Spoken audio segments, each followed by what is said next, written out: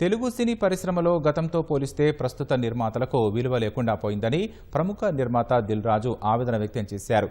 తీసుకునేవారే ఇచ్చేవారని శాసించే స్థాయిలో సినీ పరిశ్రమలో పరిస్థితులు తలెత్తాయని వ్యాఖ్యానించారు. కర్ణాటకలోని మడికేరిలో జరిగిన ప్రముఖ నిర్మాత అట్లూరి పూర్ణచంద్రరావు 90వ పుట్టినరోజు వేడుకలకు హాజరైన దిల్ రాజు సినీ నిర్మాతగా అట్లూరి పూర్ణచంద్ర చేసిన కృషిని ప్రశంసించారు. రామానాయుడు, అట్లూరి పూర్ణచంద్రరావు లాంటి ఎంతో మంది నిర్మాతలు తనకు సినీ పరిశ్రమలో దారి చూపారని దిల్ రాజు వెల్లడించారు. నిర్మాత అంటే ఈరోజు విలువ లేదు.